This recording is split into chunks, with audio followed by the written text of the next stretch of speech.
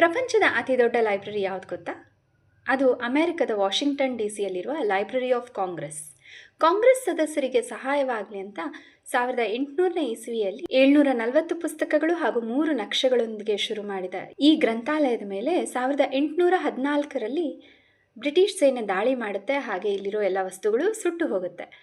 ನಂತರದಲ್ಲಿ ಅಮೆರಿಕದ ಅಧ್ಯಕ್ಷರಾಗಿದ್ದ Thomas Jefferson ರವರು ತಮ್ಮಲ್ಲಿದ್ದ 6487 ಪುಸ್ತಕಗಳನ್ನು ಗ್ರಂಥಾಲಯಕ್ಕೆ ಕೊಡುಗೆಯಾಗಿ ಕೊಡ್ತಾ ಇದರ ಪುನರುಜ್ಜೀವನಕ್ಕೆ ನಾಂದಿ ಹಾಡ್ತಾರೆ. ಇಲ್ಲಿನ ಈ ಗ್ರಂಥಾಲಯದಲ್ಲಿ ಸುಮಾರು 170 ಮಿಲಿಯನ್ಗೂ ಅಧಿಕ ಅಂದರೆ 17 ಕೋಟಿಗೂ ಹೆಚ್ಚಿನ ವಸ್ತುಗಳ ಸಂಗ್ರಹವಿದೆ. ಹಾಗೆ ಇಲ್ಲಿ ನೀವು ಹುಡುಕಿದ್ರೆ ಪ್ರತಿ ದೇಶದ ವಸ್ತುನೂ ಸಿಗುತ್ತೆ ಮತ್ತು 470ಕ್ಕೂ ಹೆಚ್ಚು ಭಾಷೆಯ ವಸ್ತುಗಳು ಲಭ್ಯ ಇದೆ. ಇಲ್ಲಿ ಕೇವಲ ಪುಸ್ತಕಗಳಷ್ಟೇ ಅಲ್ಲ, videos, audio clips, recordings, music sheets, ಹುಡುಕಿದ್ರೆ ವಿಡಿಯೋ ಗೇಮ್ ಸಹ ಸಿಗುತ್ತೆ. ಇಲ್ಲಿರೋ ಅತಿ ಪುರಾತನವಾದ ವಸ್ತು ಅಂದರೆ ಕ್ರಿಸ್ತಪೂರ್ವ 2040ರಲ್ಲಿ ಮಾಡಲ್ಪಟ್ಟಿದೆ ಎಂದು ಹೇಳಲ್ಪಡುವ ಸುಮೇರಿಯನ್ ಮೂಲದ ಒಂದು ಜೇಡಿ ಮಣ್ಣಿನ ಫಲಕ.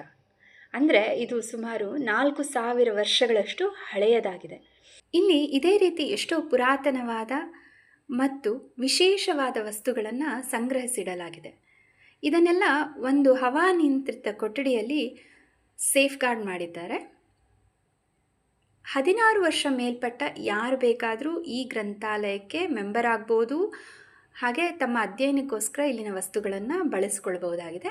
ಆದರೆ ಕೇವಲ ಕಾಂಗ್ರೆಸ್ ಸದಸ್ಯರು ಹಾಗೂ ಗ್ರಂಥಾಲಯದ ಸಿಬ್ಬಂದಿಗೆ ಮಾತ್ರ ಇಲ್ಲಿನ ಪುಸ್ತಕಗಳನ್ನು ಹೊರಗೆ ತೆಗೆದುಕೊಂಡು ಹೋಗಿ ತಮ್ಮ ಅಧ್ಯಯನಕ್ಕೆ ಬಳಸಿ ವಾಪಸ್ ತಂದುಕೊಡುವಂಥ ಸೌಲಭ್ಯ ಮಾಡಿಕೊಡಲಾಗಿದೆ.